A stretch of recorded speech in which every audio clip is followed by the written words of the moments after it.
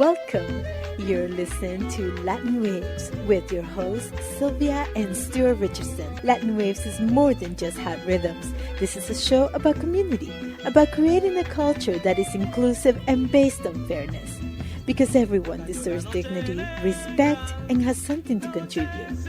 A new world is possible, and it all starts with us.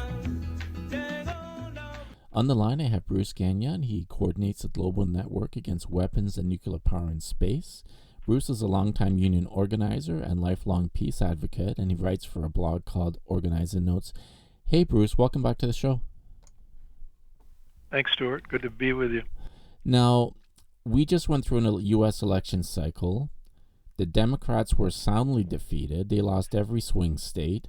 They're leaving office in January, yet they feel they have a mandate to escalate the war in Russia by providing long-range missile systems to Ukraine that have struck deep inside Ukrainian territory. What on earth is happening, and do they want Trump to inherit World War III? I get the impression that's what they're doing. They're trying to lock Trump in to make him have to continue the war because they're hoping that Russia will, respond in a major way. I think Putin's way too smart to fall for the bait. But anyway, that's what they're hoping for. And they are doing their best to get the European countries to kick in more money. And the proposals that are coming out of Trump's new cabinet, so to speak, are not looking too good to me. They're basically saying, let's create a South Korea demilitarized zone, South Korea, North Korea demilitarized zone, right along the line of fighting, and put 100,000 NATO troops into Ukraine as quote-unquote peacekeepers. Well, that's ridiculous. And then they're going to want to bring in German corporations and other corporations to build weapons for Ukraine, and possibly even go ahead and put them into NATO. So any response by Russia would then kick in the Rule 5 NATO treaty provision that says NATO would have to automatically respond to Russian attacks. So I don't think Russia's going to go for this plan. So I do think that no matter who's in office, these wars are going to keep going one way or the other. We're seeing the same thing in the Middle East, and now the moves to move NATO actually into the Asia Pacific to encircle China. So the U.S. knows it's a collapsing empire. Its sidekick, the United Kingdom, they're both very desperate, and they're likely to do anything. Bruce, it's so irresponsible and for a lame duck president to escalate conflict like this. Last week, just over a week ago actually, I was driving around in central Burnaby, a very urban area, when I got an emergency alert on my cell phone. I didn't really realize what it was, but later that day I discovered everyone in Canada, the US, and Europe received the same text emergency, and it's because Russia, for the first time since the Cold War, has launched an ICBM, intercontinental ballistic missile, into another country for the first time. I mean, it wasn't armed with a nuclear warhead, but it could have been at Mach 10. And what the hell good is a text message? What would we be able to do if this were real? Can you talk about the real threat and the false sense of security that we're sitting on here? Well, we are on the cusp of a nuclear war. I think we're already in World War III. There's no doubt about it. What I just previously said about these three war fronts between this proxy war, and even Boris Johnson, the former Prime Minister of England, in the last 2 or 3 days in an interview, he had publicly acknowledged that this is a proxy war. He used the word, this is a proxy war. We're using Ukraine as a proxy against Russia. So between that war and what's happening throughout the Middle East and now the effort to go after China, it is a World War III is underway right now, and it doesn't take much to ignite that fuse and to take us into nuclear war. So while you're driving down the road and you get that flash on your cell phone that nuclear war has started, yeah, what do you do? Crawl under your car, lay in the back seat? I mean, forget about it. You're dead. And if you happen to uh, survive for a day or two or three, uh, you're going to wish you were dead. Let's put it that way, because between the radiation and the dark clouds of the burning of the cities all over the world, shutting out the sunlight, we move into the deep freeze, and nothing will grow. There's no food to eat. We're really screwed at that point. So it's really incumbent on all of us. I'm working harder than I've worked in years right now on all of these different issues. I'm on the street 3 days a week at least. We were just having a protest today at midday at Bath Iron Works here in Maine, where they build the Navy destroyers that are operating in all three of these particular places that we're talking about right now. They're surrounding China. They're in the Black Sea, the Baltic Sea, the Barents Sea, encircling Russia, and they're also in the Red Sea right now, shelling Yemen constantly, who's been trying to aid the Palestinian people in the war that Israel has laid on them. You know, I'm trying to do everything I can to just be visible and connect the dots with my signs and blogging about it and doing lots of other things. And but we need more people. You know, there's a real scarcity right now. I just had lunch with a person who is on the board of a Unitarian church here in Maine, and she asked her church to just have a program about Gaza, and they wouldn't even do it. So, I mean, this is where we are right now. People, for whatever reason, are too frightened, too worried, too concerned about what, you know, their neighbors are going to think of them or whatever. But we've got to get over this, otherwise we're all goners. For sure. And I just want to say that I don't represent any political party. I've been disgusted with both most of my life, and including north of the border.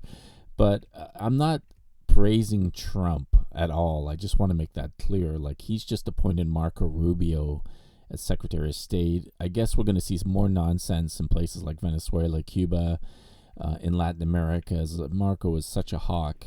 I don't know if you can recall the last Trump presidency. They decided to play politics in Venezuela, and they handpicked a new president that wasn't elected and caused almost a coup situation right in Venezuela. They pushed very hard for that. So do you see any breaks of light or potential good things about this new Trump picks? That he's duped a lot of people to thinking he's their hero, but do you see any signs of hope coming from the Trump administration? Well, one good thing, you mentioned Rubio. I want to say something about him. He's not going to be able to enter enter Russia. He's been banned for years from going into Russia. So here you have the Secretary of State cannot actually go into Russia and talk to the Russian government because of his really horrible right-wing politics. So there isn't much to hope for amongst any of the picks. You know, Tulsi Gabbard has over the years shown some sanity on some issues, but then I recently saw a video of her where she was just saying the most horrific things about the Palestinian people, and I was just dumbstruck how terrible it was. So I sort of have to cross her off my list of hopefuls. Robert F. Kennedy Jr., he's equally been terrible on the Palestinian issue, but he does appear to have some good things to do, you know, when it comes to medical issues and environmental issues. But outside of that, I really don't see much of anything. And we did a protest a couple of weeks ago in a rural town here in Maine, Farmington, Maine. We move around every month. We have a statewide protest in a different place.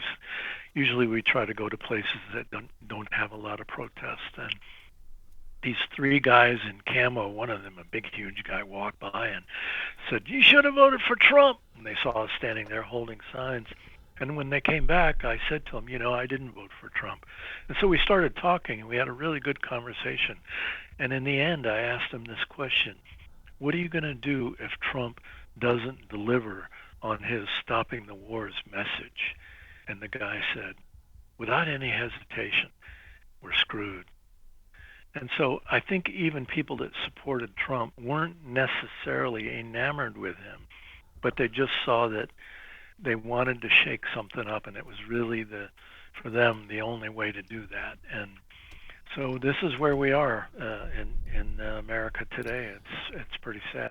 We got to be aware of politicians. We're getting our opposition party in Canada, the Conservative Party, with this fake kind of working class populism by a bunch of elitists who they're so clearly not with the people, yet many people fall for that kind of false populism. Can we talk a little bit, Bruce, about public imagination? I mean, never before, I feel, in my opinion, have we had such a small group of out-of-touch people who don't have the interests of the Canadian people, of the American people at heart, and are willing just to take us down a dark path for their own interests. So what about public imagination? What can we do? What could be done with all this military waste, with all this money and death?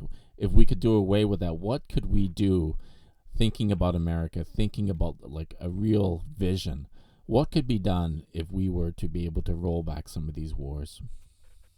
Oh, actually on my blog today, I put a 2019 video of a press conference that we held in the Portland, Maine library, and it was about converting Bath Iron Works to building mass transit systems, commuter rail systems through the state, getting us out of our gas guzzling cars, building offshore wind turbines, building tidal power systems, things like that. And the studies show that military spending is the worst way to create jobs because military spending is capital intensive, whereas every other kind of spending for any other need is labor intensive. So you get more jobs per dollar, so to speak.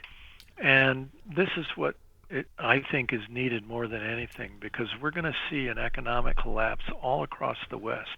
If we look closely to Germany right now, they're shutting down most of their manufacturing base because when the Joe Biden had the Nord Stream pipeline blown up that was going to deliver relatively cheap natural gas from Russia to Germany that would be then distributed even beyond there throughout other parts of Europe, suddenly Europe was having to buy LNG gas, frack gas, from the United States at 3 to 4 times the price as the gas they would have received from the Nord Stream pipeline. And so as a result of that, the German economy, the strongest economy in Europe, is now crashing. And so we're going to see that across the West now because of this insanity that you just described, this constant war, this constant military spending at the exclusion of virtually everything else. And we're going to be in trouble. And so there is a time now more than ever where a real vision is needed.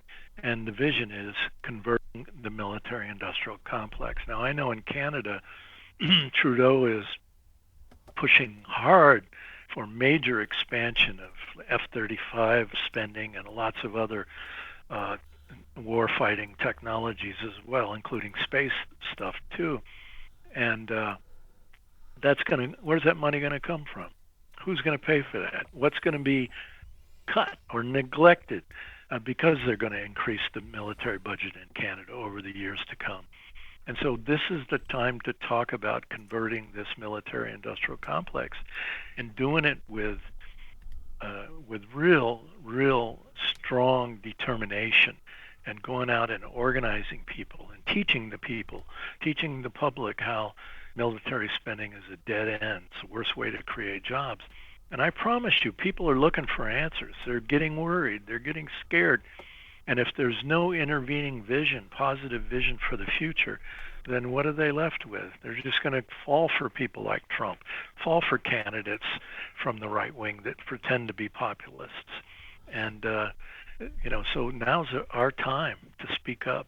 And that's why I just reposted this press conference on my blog, because it was really a beautiful event. It started out with the then chief of the Penobscot Nation here in Maine, the indigenous nation, and he made a brilliant opening talk, and then we had a series of other great speakers. So I'm reprising this on my blog because I want people to know that this is still there. This is still a need. This is still a vision that we've got to all articulate.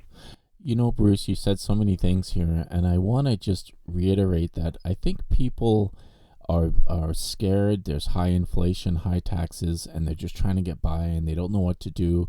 But I think people deep down intuitively know, and they look around the deteriorating cities and homelessness, and in Canada we're getting taxed to death, and I don't mind paying taxes, but I do mind paying taxes when I see all these problems. Like, why am I paying all these taxes if you can't just fix up the basic things that need to be fixed? If you can go to the hospital and see a doctor on time, or have a family doctor, or in the United States, how many people don't have health care or have too expensive health care that they can't afford? So I think people intuitively know, even with different political backgrounds, like you talked about the folks with the cameo jackets, we're talking to them. I've knocked on doors for a lot of candidates, and I've ran into very conservative people who kind of intuitively know something's wrong. We don't agree on anything, but we can agree that the money can be better used and better utilized. So maybe touch base on how you overcome a conversation with someone, Bruce, that might have radically different political views. How do you find common ground? I think, first of all, you have to start with respect. In this case, this man, when he approached me the second time, and I said to him, I didn't vote for Trump, that kind of neutralized him right then and there, because he thought he had me pegged, I'm a liberal Democrat or something like that. But beyond that, I spoke to him like a friend. I spoke to him as another human being. And maybe it's because my father, my stepfather, I should say, who raised me since I was like 3 years old, he was from Maine. He was working class. His family came out of the paper mills. And so I'm really comfortable around working class people. And I don't judge them, because what I find is I have a lot in common with them when I really begin to talk to them. And so I think this person sensed that. I reached out and touched his arm, in a friendly way, the way you would to a friend. And we just had a really good conversation. And from then on, he was respectful. And when we departed, he really gave me a kind of a thankful, encouraging word, So I think it's all about respect, not being so damn arrogant that you're going to teach them something. It's really about listening as much as it is talking, and letting people see that you respect them as a human being. We're all being so divided in our countries now because the oligarchs, the ruling oligarchs, understand that the economies are going to collapse. They understand that we could have a major upheaval, like during the Depression, when the Communist Party became so big in the United States, and Franklin Roosevelt was worried about them actually taking power. And that's he famously said, I'm doing all these programs because I'm trying to save capitalism. So, these people, these ruling oligarchs today, know that it could go that way, and that's why they're working so hard to pit us against each other. And we can't let them do that. And the only way we avoid that is coming across someone that you don't necessarily think you agree with, and finding some common ground, and learning that we don't have to agree on everything, but that you can have respect for one another. And I think that's the bottom line.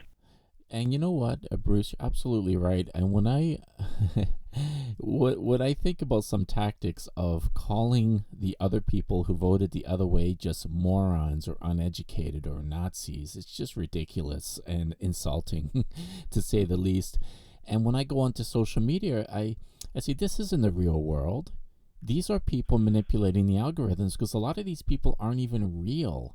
Why am I seeing outrageous posts from people that I don't follow, that haven't been retweeted? I think these social media companies are benefiting from the conflict, but in real life, nobody benefits from this conflict. And I've never met the people who are on social media. I've never met a person like that in real life. I've never had the opportunity. I've never had the difficult situation that I have when I go online. So I think a lot of our conflict is maybe being curated for views, for clicks.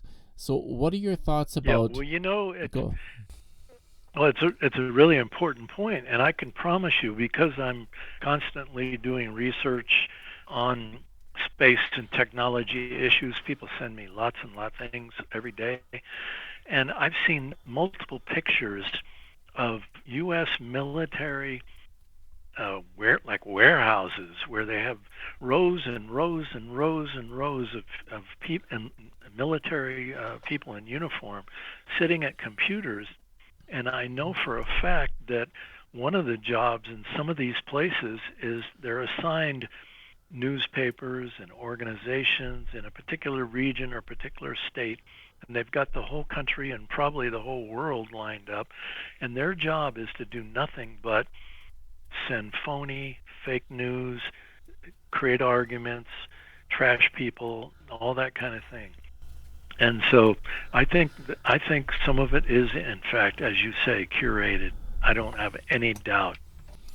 for sure? During the last election cycle here in British Columbia, I was making a post, and within seconds, someone responded to my post in debunking it and being very vulgar.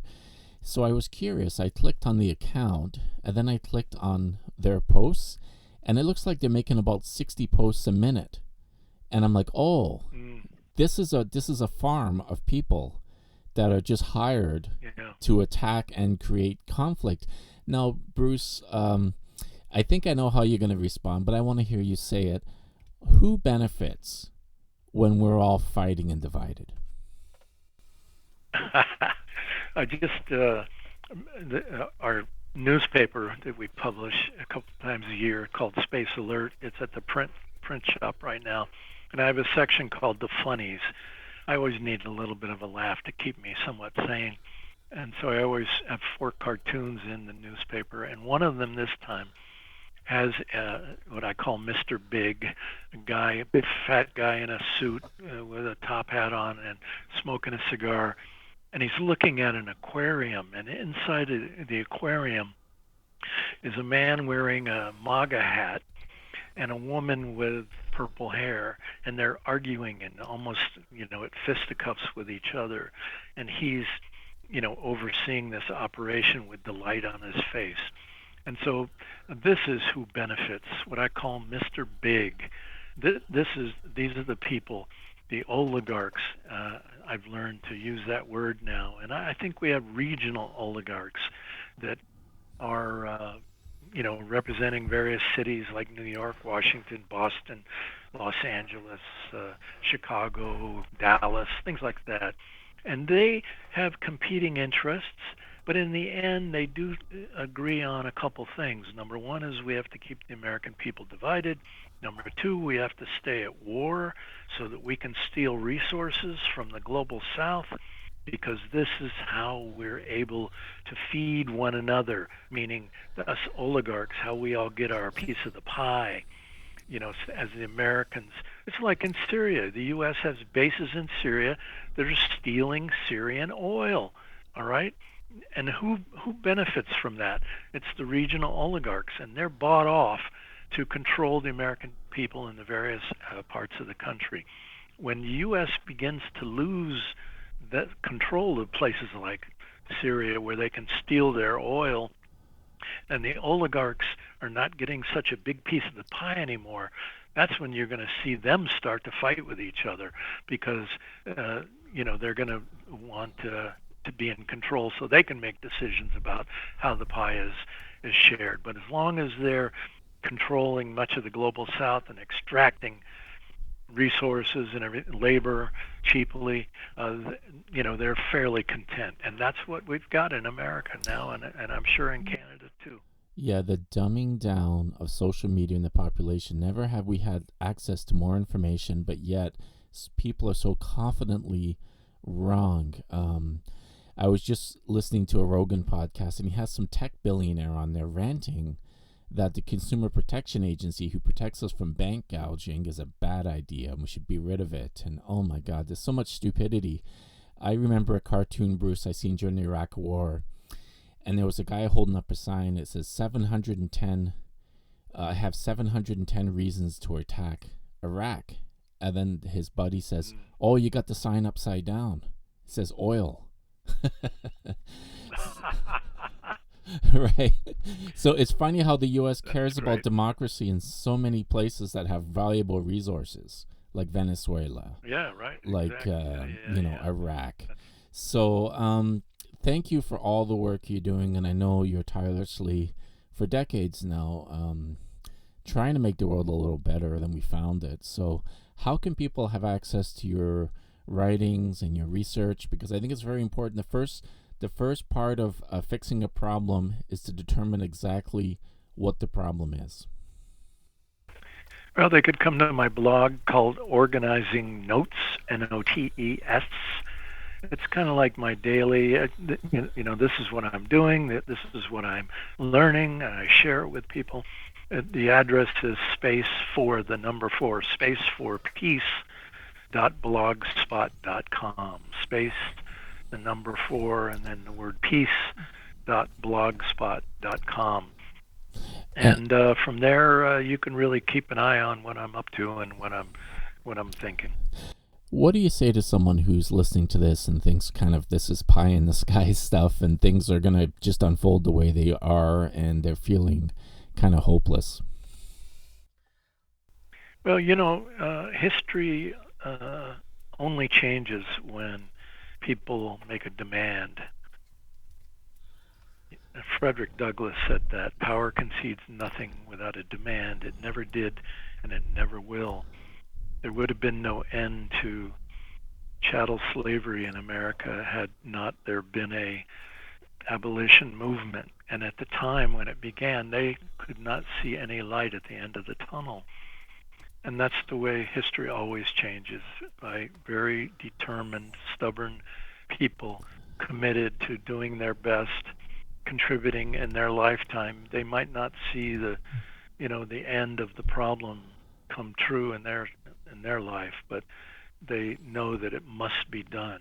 It must be done to support the next 7 generations, and that's the way I think too.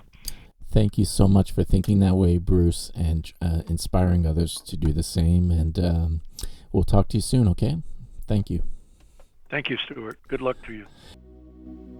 Thank you for listening to Latin Waves. Latin Waves is an independently produced syndicated radio program made available for free to campus and community radios, and also to the world at latinwavesmedia.com. Please visit the website to hear previous shows, hear about upcoming events, and consider becoming a member for as little as $1 per month.